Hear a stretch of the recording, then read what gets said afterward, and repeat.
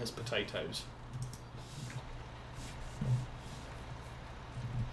And I did quite well. I didn't play the farm for very long, but I sort of ran out of things to do. I was expanding the fields by chopping down the fences.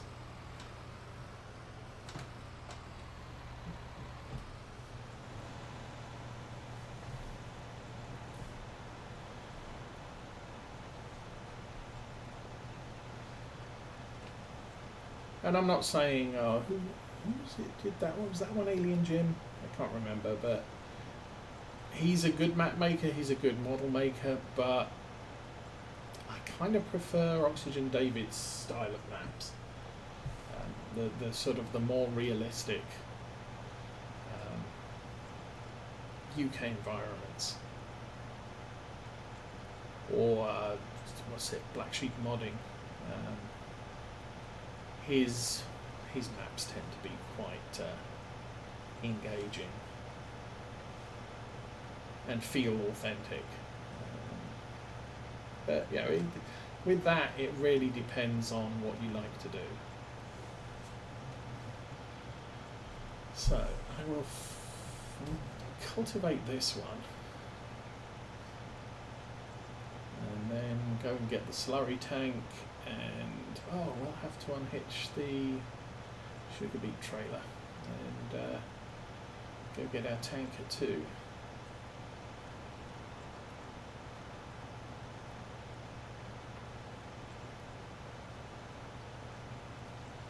But as of right now, on this particular day, there's a couple of small bale contracts to do, but frankly, I don't have a wrapper, so I either have to borrow their equipment and then split using some of mine and some of theirs, or I have to lease a wrapper, and frankly not bothered about that, especially not since we are set up for square bales, and square bale wrappers are quite pricey. So not going to do any more contracts today. There may be more in late fall that I'll take a look at, but I think for the most part winter crops are planted by the other farmers. We're kind of late in the area, and they've already done their fertilisation as well, or I did their fertilisation for them.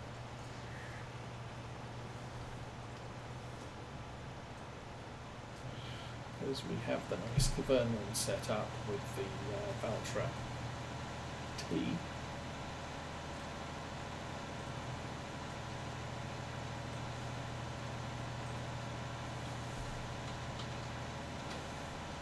No, I have, as far as I'm aware, I have not heard anything about prospective FS21-22.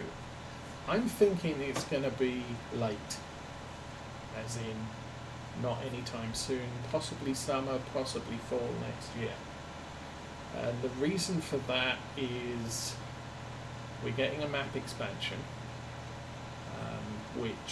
and we're getting a map expansion at the normal point we would get a map expansion. If you think Farm Sim 17, obviously we started off with Goldcrest and Sosnovka, and during this part of the year we got Estancia Lepacho. So I'm kind of guessing that because we're getting the Alpine map,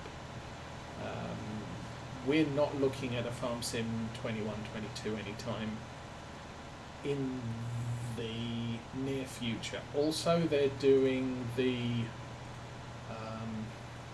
soil quality update as well, which sounds like quite a major thing, and is again possibly a how's about you forget about worrying about Farm Sim 21-22 and hey, play with this new mod that we've just bought out and installed into the existing game.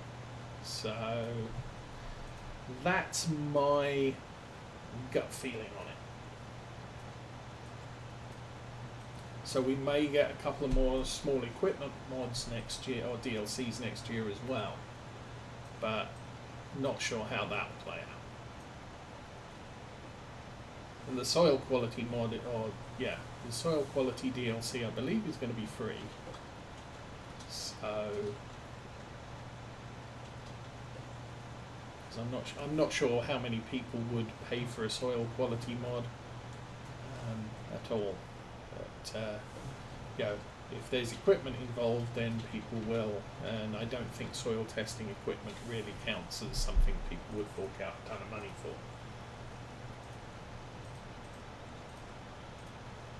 Soil quality's kind of a gimmick because I think it just fits the map. I don't know whether mod maps need to have soil quality programmed into them, which means all the existing maps wouldn't work with soil quality, or whether it's randomly added by giants when you start the game, or when you add the mod to your game save. But even so, you test your fields, and then you're kind of done with it. It doesn't seem to me that soil quality is going to change at any time. If you're on clay soil, you're on clay soil, and no matter how much chemicals you add to the clay soil, it's still going to be clay soil. So, whatever you have to do to that will just become an annual thing that, you have to put lime down every 3 years, or every 3 harvests, you have to, fertilise it twice or 3 times depending on whether you're playing seasons, and you have to put these extra things down every harvest as well because this is clay soil and that's some other type of soil. Or you end up breaking your fields into different plots so that you plant the best crop for the soil type. You kind of think, but it's not it's a mask that they would have to build in. So for seasons, the map maker has to provide a snow mask so that Seasons knows where the barns are, where the roads are, and where anything else is. So if you leave your stuff out in a field, it will decay, and if you put your stuff in a barn, it won't decay. And so a geo, it could be you need a soil quality geo mask, but then once you've played the map once, that mask is going to be the same every time you play that map. So it's not going to be a surprise. Or if you watch someone's YouTube video, you'll already know, okay, there's a plot there that's clay and there's a plot over there that's sandy and what have you. I already know what the mask on this map is because I watched DJ go and play it. But if it's random, if it's logically random, so you have patches that are generated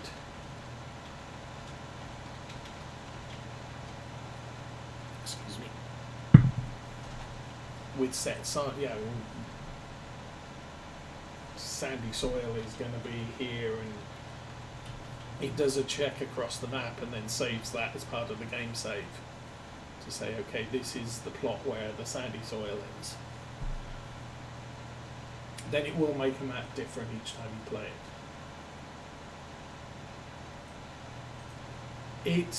They say it's going to have an effect on your gameplay. I believe the idea is that some crops do better in certain soil types, and so for that, you might look at this field might be good for cereals only. But I have the competing problem of, well, if I just plant cereals on this field over and over and over again, the yield's going to get worse because seasons, and not not rotating crops. So I would have to, I would have to plant a cereal one year and then canola the next year, and accept that my canola is not going to be the absolute best yield I can get of canola, but the wheat that I'm planting is going to be just awesome. At least that's my take on how it's going to work. Now there may be chemicals you can add when you're planting, so you are going to need a sprayer. You can't just get away with a spreader, because there's lots of times where I've forgone a spreader, especially in base game mode, and just said, well, I don't need a sprayer. I can weed with a weeder, which is cheaper than a sprayer, and I don't need the fertilization from a sprayer, so I'm not going to buy one. It may be that, well, if you want to deal with your soil quality, you have to have a sprayer, and there'll be another consumable that you can load in it, and try to at least fix your soils so that a crop's going to do a little bit better than if you didn't do something in it. Oh yes, that I'm just sort of spouting example though. So you'll get a yield bonus for some crops and a yield penalty for others, and kind of like crop rotation. I think the yield benefit really runs about plus or minus 15%. So if you plant cereals every single year on the same field, then you're going to end up with junk yields after a couple of years. But then once you've made it down to sort of 85% yield, it's not going to get any worse than that. Cut straight across here. 347 is a weird angle, but we'll just drive this and see how it works out. Yeah, and it will make it more realistic. There is a testing kit that we know of, and I'm guessing possibly consumables that you can stick in a sprayer in order to adjust the soil quality temporarily.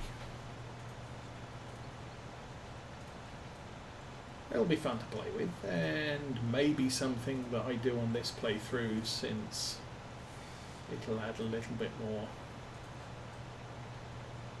to the game.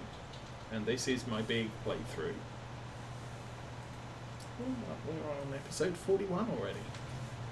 And yes, that wasn't the right button to press. Let's reattach to that. And lift it up. Woo. It goes all bouncy on us.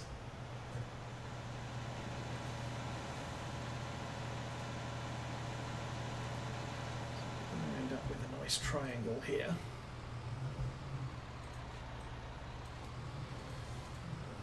Somewhat of a triangle, kind of a triangle.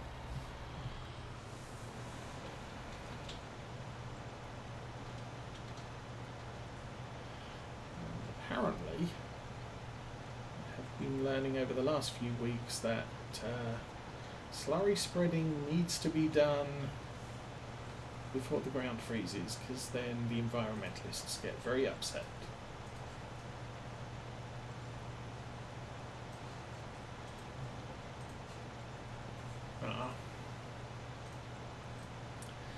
Yeah, that's kind of where I was tail end of Farm Sim 17. I was playing Lawfolds most of the time. Arthur's released a new video, I'll just watch that while I play Lawfolds, and that's how I got 700 hours in that particular save. And then it just became my regular Saturday morning stream, but that was after I bought my new PC. The problem I had with Lawfolds is there's a lot of clutter in the farm buildings, and so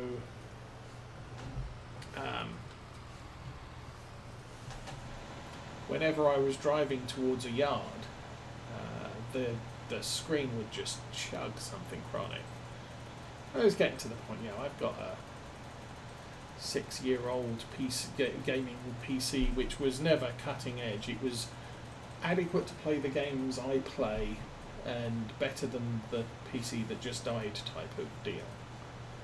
And so it'd be about 2 years ago, September,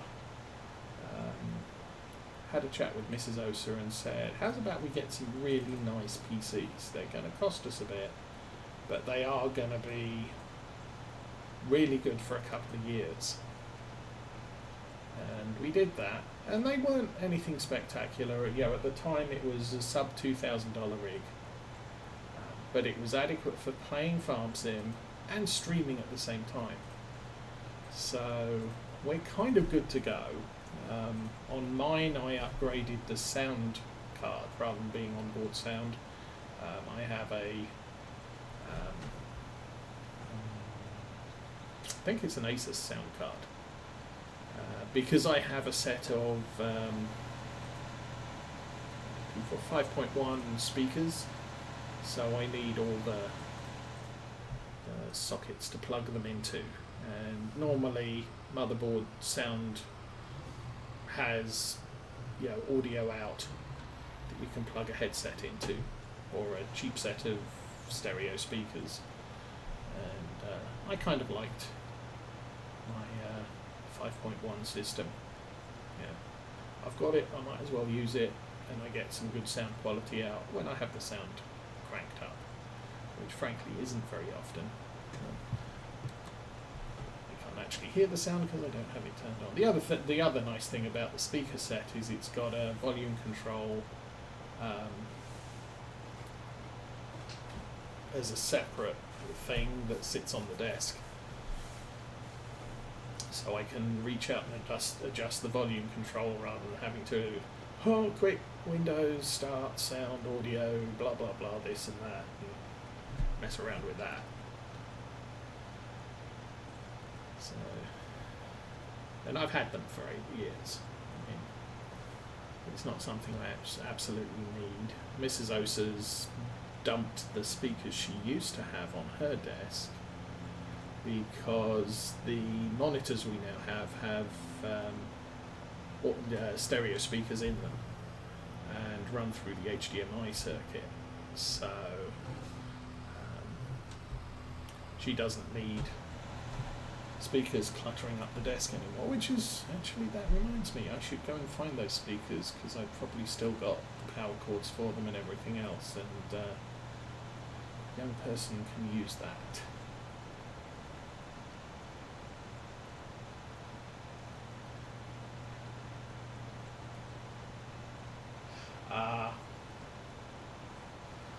Yeah, that can be a thing. I have an office PC that they gave me, little sort of, I don't know, it's probably about 6 inches high by an inch wide.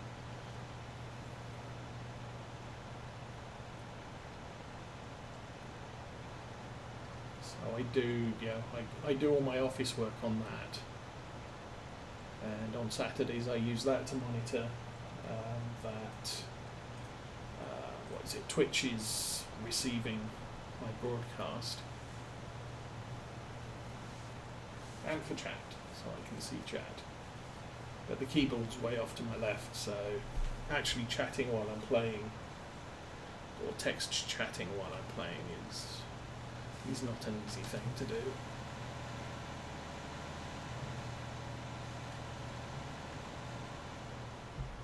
Yeah, I kind of sit at the desk all day.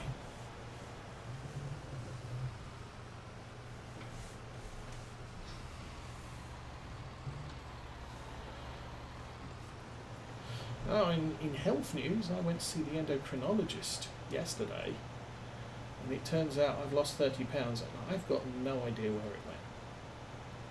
Sort of, oh, have you been eating less? Not that I'm aware of. Have you changed what you're eating? No. Are you exercising more? No. So, yeah. I have lost weight and I have no idea where it went. It just vanished in the last 90 days.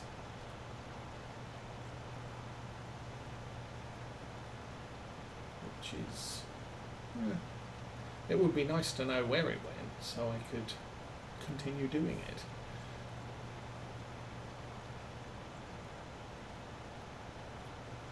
Okay, I'll do one more full strip to the left and then we'll clean out that triangle, because we're not going to get all the way down to the bottom of the field doing this.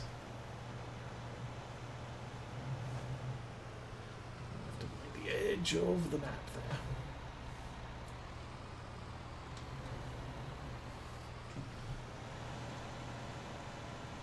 The only real issue I have with this map is how close the edge of the map is on some of these fields. The edge of the map isn't at the hedge line, so that can be a problem when you're doing this sort of work. You end up clipping the edge of the map with your tools. If the edge of the map was slightly further over in the hedge, it would be easier to judge, because that's actually a good point. Where did 30 pounds go? Do I have some other condition that's causing weight loss? Because that would be bad.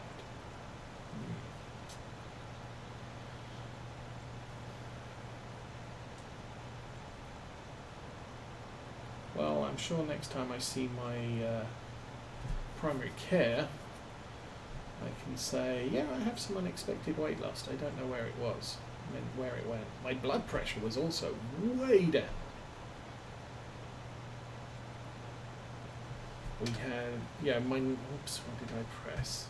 Let's press that again. My blood pressure is usually around mid 130s over 80, and it was 117 over 56.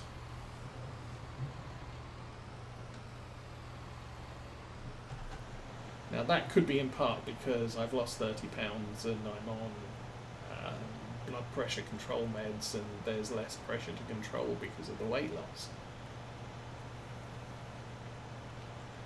That's, you know, I just sort of sat down and it's sort of, okay, we need to take your weight. Okay, so I got on the scale and it sort of comes out 30 pounds lighter, and sort of, oh, you might need to get that recalibrated because I'm not sure that's right. And then we go to the room and he does the blood pressure, and it's sort of, well, you might need to get that recalibrated too because that really doesn't sound right for me either.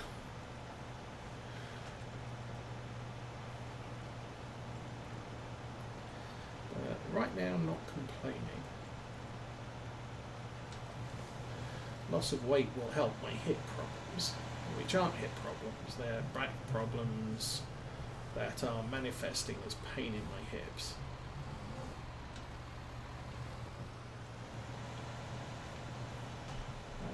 Anyway, real life, 515 acres, ah yes.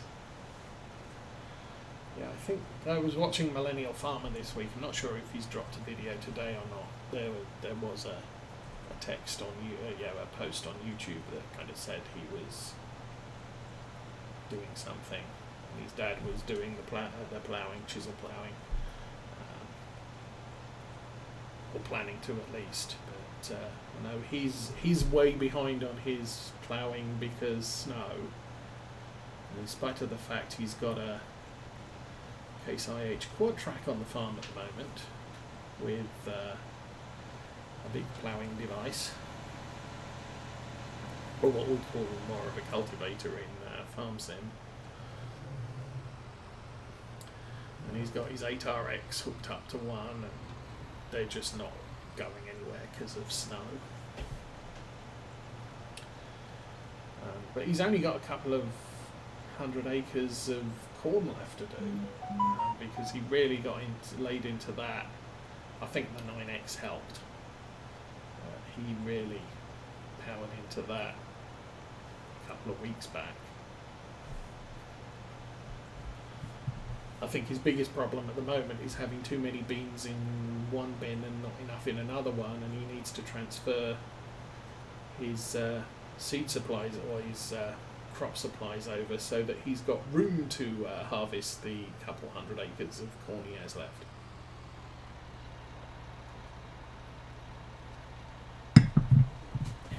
Lift.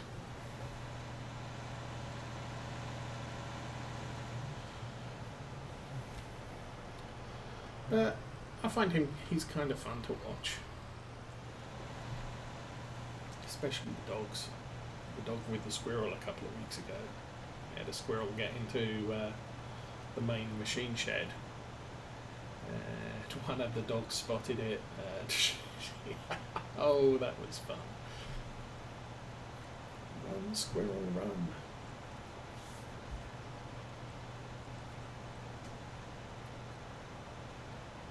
I also noticed one of our local farmers was still harvesting. Unfortunately, I was driving past on the highway. The field is behind a bunch of trees, so I got a very brief glimpse that he had a big wheeled case Steiger on his grain cart. Definitely a corn header. So I'm guessing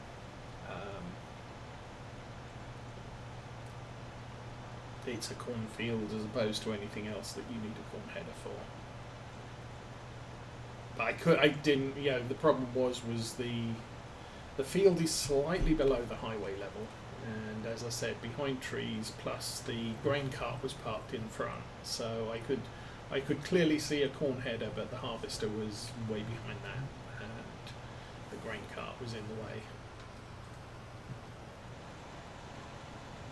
So no idea what harvester he's using. Most of the guys around here seem to use either modern John Deere or ancient Massey Fergusons,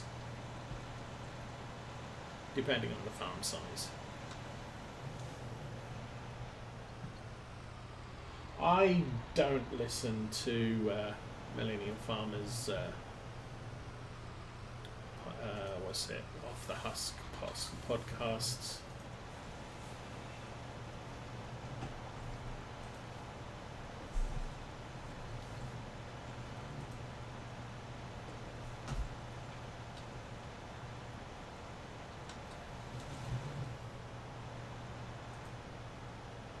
Oh, that's not good. I know. What was it? Watching This Farm Wife, they finally got their new big, or relocated big grain bin up this week, because they need room for their soybeans. And then the hurricane came through, so they're all wet now. So no harvesting the soybeans right this minute. I think where they are, I think they're North Carolina. So they didn't get a lot of rain from the storm. It got kind of windy. And so there were branches of trees down, nothing big.